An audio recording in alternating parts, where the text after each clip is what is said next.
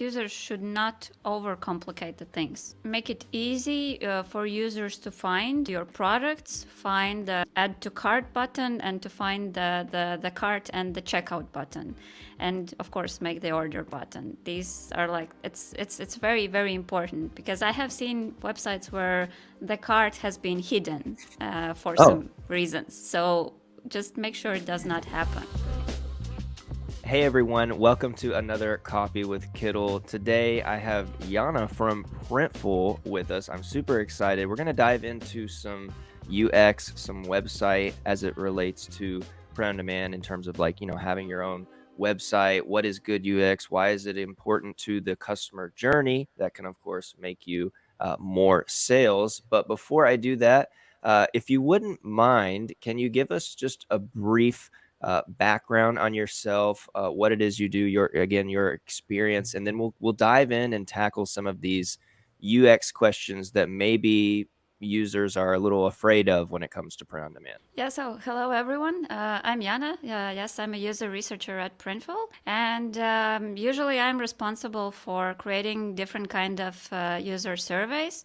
I also write like testing scenarios for prototypes made by our designers. And also, I write scripts for user interviews when we need some more detailed opinions. I also do some analysis for quantitative tools. So, yeah, this is all on me. But also, I think it's worth to mention that I work in a design department. Hmm. So, yeah, I have some, I would say, pretty good knowledge about like good UX experience. And also in my previous work, I actually did work for the conversion rate optimization, so I know a bit from this topic as well. So that's in short about me. Wow, that's a lot of experience, a lot of background. I'm extremely excited to talk to you about this. I kind of want to just dive into this big ticket question that I feel like people always have in the back of their mind when they're starting. Most people are going to research and perhaps find a video on print on demand and integrate into something a little easier like Etsy or Amazon, or maybe they're doing some other kind of marketplace, like they made a design and put it on Redbubble, which is not, I guess, not true print on demand. Why would someone want to have their own website that they've integrated print on demand with over using something like Etsy? So I think at first it's worth to mention that we have successful store owners on both ends. Hmm. And I think, yeah, it depends from like different factors that users should evaluate. But if we talk about like having a website, then I think it's sort of a freedom and having Hmm. a control over different things, at least from Okay. my perspective. Yeah, I was thinking about this question, and I think it's like you can first of all have like your unique mockups. You can have your unique design, your visuals over the website itself. You can come up with like different specific landing pages for your marketing campaigns, Mm. and it's I would say it's quite a lot of freedom. But the key here is that it will be a success if you will know how to use that. So Mm. you should be careful with that.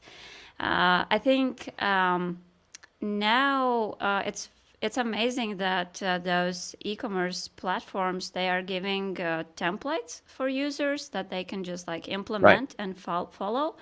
But unfortunately, I have seen many examples when people think that they know things better, and then they try to change those templates, and Yeah. it looks kind of tricky. Yeah. Um, and one of the things that we follow internally in our design team is that don't reinvent the wheel. And I think it's also kind of important to keep this principle in your mind when you are changing those templates. Yeah, absolutely. It's a great point about the templates. I've definitely experienced that with having gone through and kind of created several e-commerce stores, whether that's on something like Shopify, which has so many templates for e-commerce. But what I'm hearing you kind of say in answer to why someone would really want to utilize or have their own website is this sense of freedom, Mm-hmm. of control, basically, like freedom to Mm-hmm. control, right? So I can't make Etsy really look like anything other than it is, right? I can't make it Yeah. look anything other than a banner and then a ton of listings. That Mm-hmm. is my default, right? Whereas what you're saying is perhaps I want to run a campaign on this really nice set of designs I've made. I can make a whole page dedicated to that if I want to, and I can have them check out on that page or on the home page or on the listing page or whatever. So that's really powerful, and I would have to agree that I think that that's probably the number one reason someone would want to utilize and learn how to have their own website is you have the absolute freedom to do what you want and collect emails and collect, you can have more data about your customer to perhaps, provide them with a discount to sell again.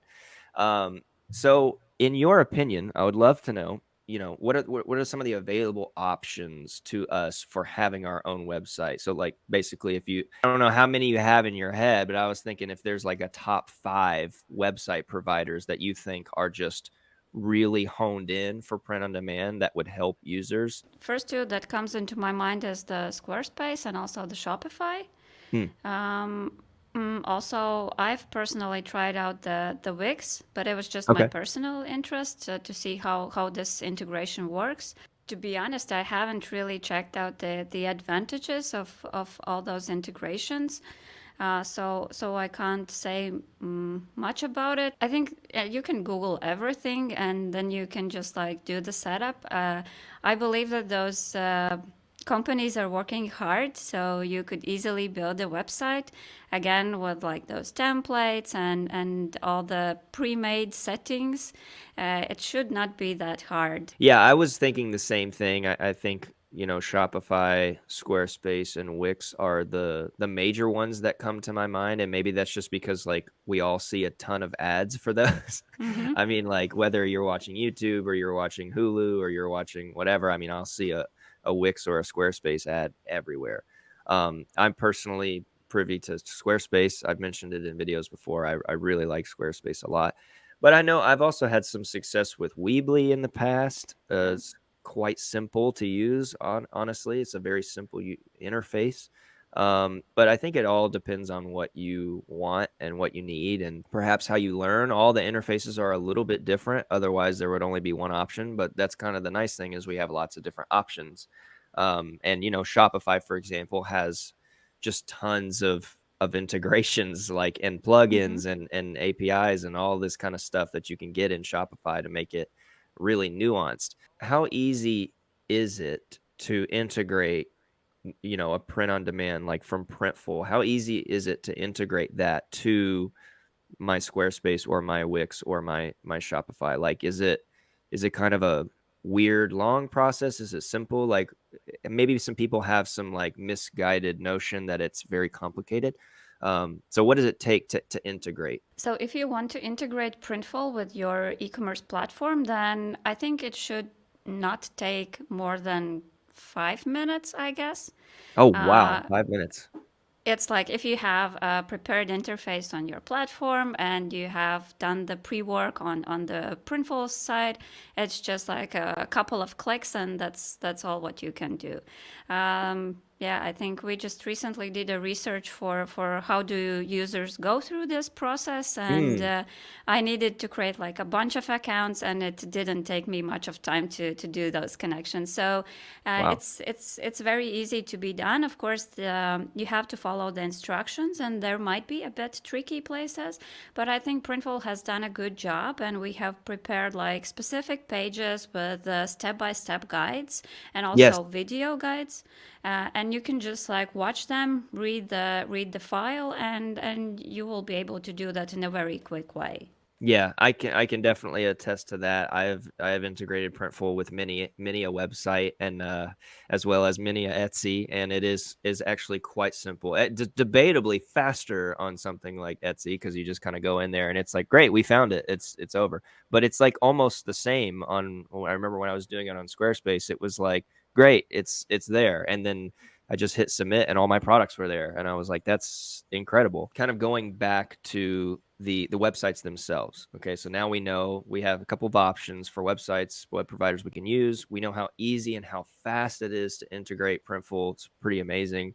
And all the data is just, it's all there. It's perfect. What are the most important principles perhaps you've seen through your research that we need to keep in mind when we're creating our own website so that the customer has a good experience, right? A good shopping experience. I would say that that users should not overcomplicate the things. Make it easy for users to find your products, find the add to cart button, and to find the cart and the checkout button, and of course make the order button. These are like it's very very important, because I have seen websites where the cart has been hidden for Oh, some reasons. So just make sure it does not happen.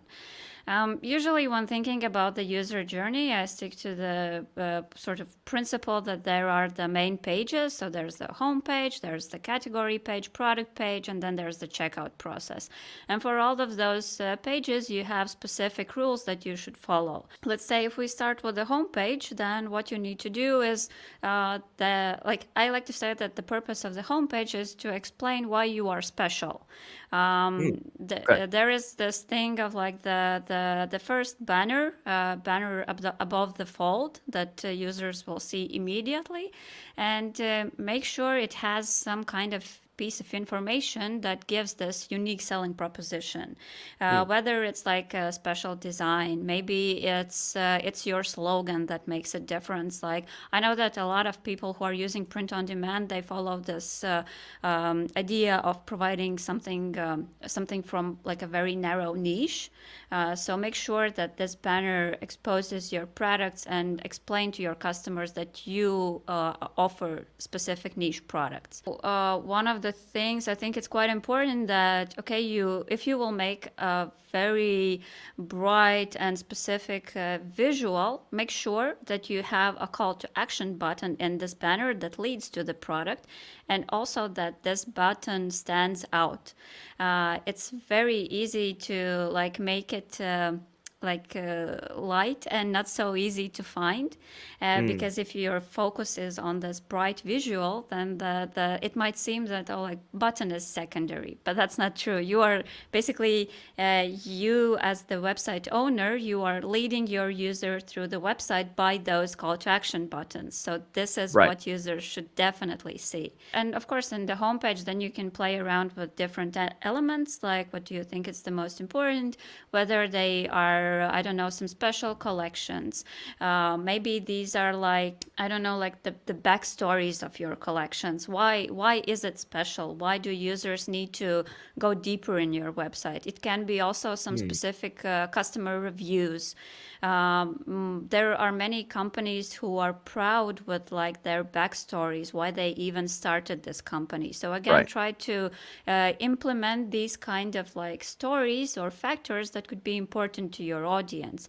I don't know if you can promise like super good delivery speed, then this is the place where you can emphasize this. And maybe you at this moment you have some specific campaign that can also be very valuable to your customers. Again, it's a place that where you can put this information about the campaign. And also, I would invite everyone to think about like the most upper part of the homepage. It's sort of like a very very small banner, but it's one of the best practices that usually companies use this space to inform customers about the active marketing campaigns. Let's say maybe there's free shipping for orders over some specific amount, or maybe you have some kind of discount, or maybe you have some coupon code active.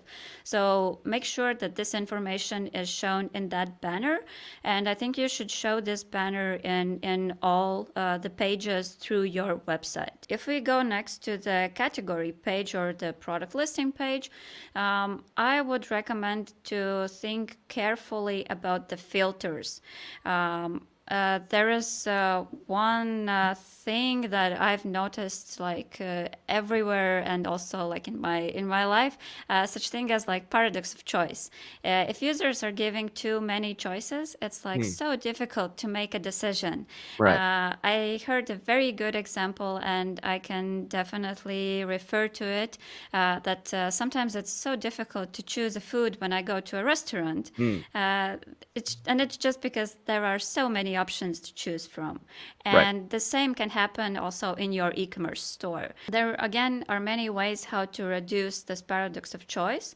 Yes, you can offer different kind of filters, starting I don't know by genders, by collections, by sizes, and different kind of things. Like again, try to think what's special about your products. What kind of differences does your products have? You can also play around with like sorting options. These are kind of default things Right. for listing pages, but like yeah, think again like how your users would approach this page and what kind of things would help them to find their best product in the fastest way. It's also worth to think about like the size of the images and like so that would be enough easy to overlook the assortment, but and I think it's especially important if you have like products that have some small details.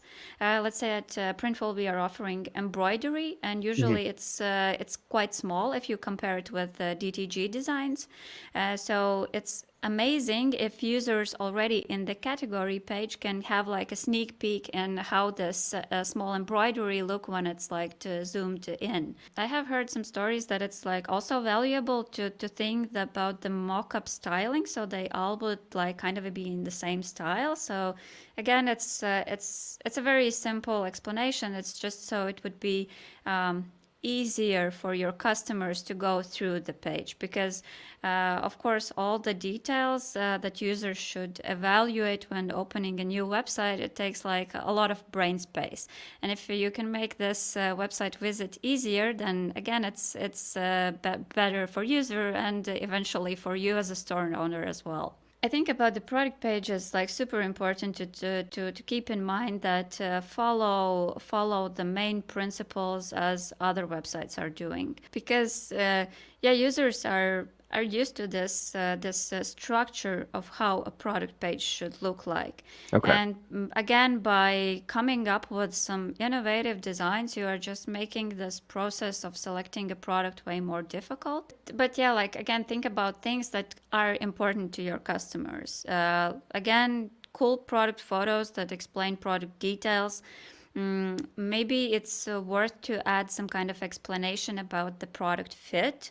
There can be like oversized t-shirts, then can be like very thin t-shirts. So try to explain how does the product fit, from what materials the product is. And I think mostly, let's say, users care about materials not as just because of the materials themselves, but also like how does the product will feel. So again, try to come up with some solutions, and there are very good websites with good examples like how to showcase the feel of the product. It's good to add the delivery dates on your product page, so users can see if this is something that fits their needs. I think it's especially important in the Christmas time when you're preparing some gifts. So you need to be sure that you are going with the holiday order deadlines. Provide like the I don't know, like the sizes and colors should be easily accessible. This is definitely a place where you need to showcase the product reviews about that specific product. How do users feel about them? I always recommend everyone to go through through the page and even through the whole website, and kind of be sure that if they would be a customer, would this website seem like friendly and Mm. engaging to them? Hmm. And if you have this like this view, then you are much more likely to understand if you can find everything and so on. Yeah, the last page type was the checkout. So there it is super important to not to include, actually, I would say, as least information as possible, so users would be directly focused on filling out the checkout form. Of course, you can, I don't know, maybe try to remind users about maybe some kind of promos they could add or so. But your goal is to make sure that they understand all the questions in your form, that there are as least options for errors as possible, starting from those zip codes, address lines, and anything that could create error cases. You should try to minimize them as the most. Yeah, I guess these would be my main recommendations for each page type. So yeah, Yeah. quite many. Yeah, that's amazing. I everyone watching, I'm sure, is getting all of this information and finding it super useful. It's super useful to me, even with having a background in UX. It's excellent. Now I can kind of deduce the opposite of what you're saying in some common mistakes, which would be just not doing the things that you're saying, which would be some of the most common mistakes. But I still kind of have to ask you the reverse. What are the horror stories or the big mistakes you've kind of seen on websites or through the user experience journey that you've got to just not do this? I have to ask.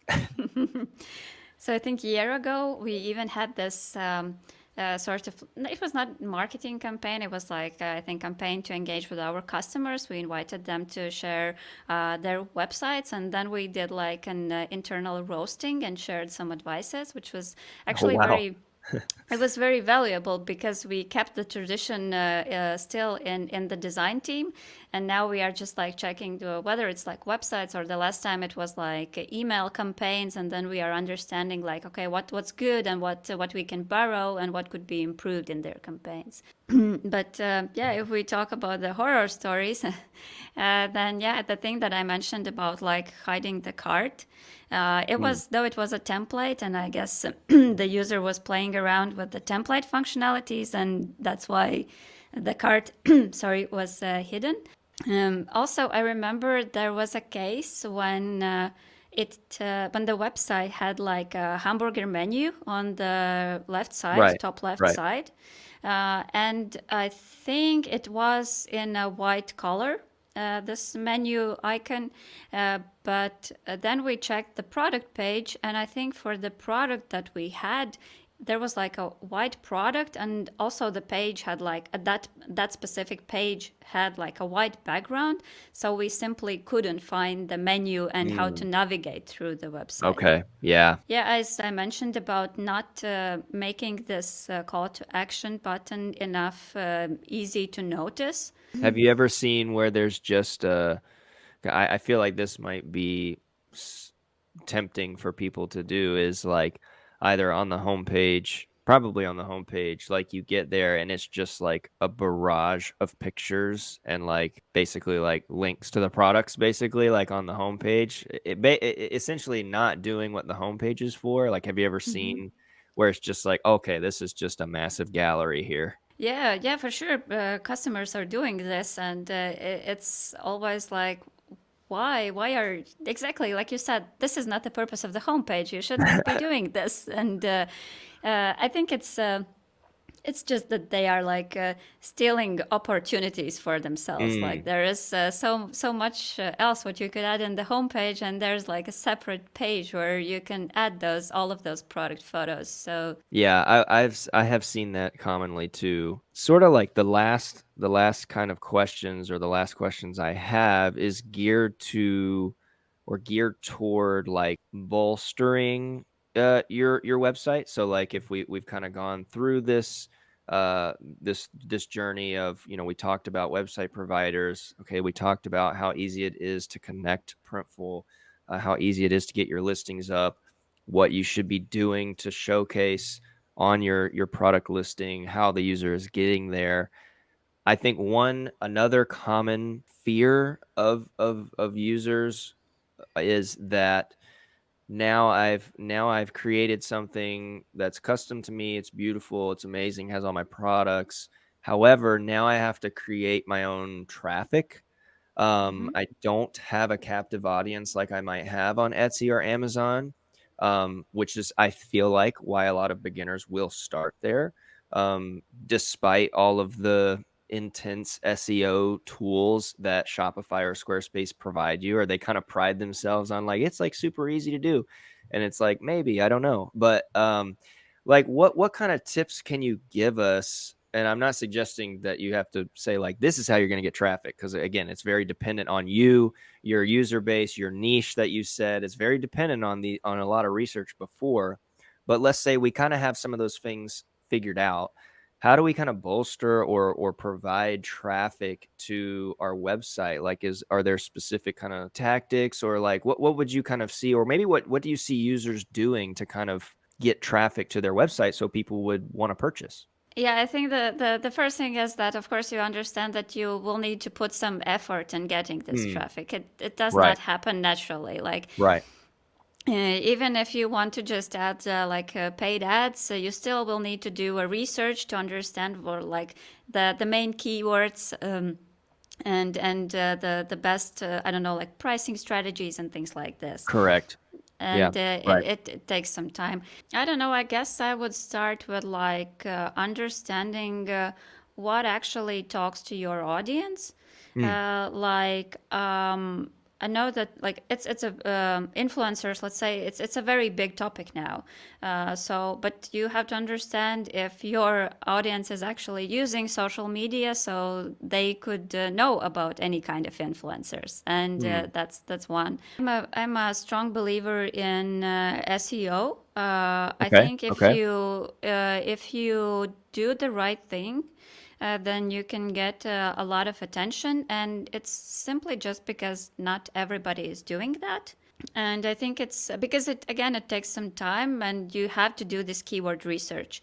You Right. have to come up with like descriptions that get attention, and yeah, like I remember those reports that I did back in the agency where I worked, and it was time consuming, but it definitely brings the results. Recently, I had a chat with one of our customers that was like actually that got like very successful in a pretty short time period. And Nice. when I tried to understand like what's her success factor, she said that like she did a deep research about products that are not like that well represented, Hmm. and that she also used, I think, some of those SEO keyword research tools to understand again like how to make those products more prominent, and how to write like appropriate product descriptions that would not just get user attention, but like would technically generate the traffic. Mm. So I Okay. think it's definitely worth to invest time there. Yeah. Yeah, absolutely. And that's kind of what I wanted to also hit on, is that there is some, just like there is some upfront cost to this, because you're going to pay for your website provider, whether it's monthly or whatever you're using. You're going to have some upfront time cost as well. Like you're going to have to go in, do the research, like you mentioned, figure out how to write the best product description, yeah, and also just kind of doing the back end Hmm. SEO of these pages. How does Google show the page? What does it say if someone's gonna post it? Is there an image? Is there a preview image or something that's Hmm. gonna show up? All of these things are super important. Well, Jana, this has been amazing. And before we just land the plane here, what I want to ask you is if you have anything else on your mind, any other kind of beginner tips for those that might still kind of just be on the fence or a little afraid about setting up their own website. Like, what kind of advice or encouragement can you give them before we land the plane here? I would recommend everyone to think about how do you position your store and your brand, because this will basically be your slogan, how you will attract customers. And also, I would encourage everyone to share, even if they are just like prototypes or like the first drafts of your store. Share those things with your friends, with your Mm. family, and ask them to go through your website. And if you are up for that, there are also like quite good recommendations online, like how you should go through the website to spot all the Right. issues. I remember them as called as heuristic analysis. There are a bunch of checklists. Just open a checklist and you can do this. You can ask for your friends, for your family. I don't know, invite like some 2 or 3 people. Maybe it's worth to do like a roasting session between your friends Yeah. and just see how it goes. It's very very beneficial to do that in order to have a good e-commerce store. So just and also I actually would like to invite everyone to experiment. Mm. It's kind of a I would say it's even like a buzzword in the industry. Just like try to experiment. Maybe Mm. there are techniques that are listed as top 10, but Okay. they just don't work with your audience. Then Mm. try to look up for some alternatives. Like, see again, ask your friends, ask your family, try to talk with your customers, and just see what works. Wow, this has been super helpful, a fantastic session. I'm so thankful for you spending the time to come on and talk to us and talk to Kittl users and tell them what they need to know. What I'm going to do is link some of those helpful pages that you mentioned and the videos that Printful has for connecting and all that stuff that you need to know. So if you're thinking about that, you can check out those links. Of course, don't forget to subscribe, please, to Kittl. If you've watched this far in the video, I'm assuming you're subscribed. If not, go ahead and click it. It'll take 1 second. Give us a thumbs up and let us know down in the comments. I'm sure Jana would like to know. I would love to know if there's something we maybe touched on that you don't understand or like wish we would have dove deeper into. Comment down below. We're super curious to know that because it just gives us more content, more video to make for you. So let us know, subscribe, and we will see you in the next video. Bye.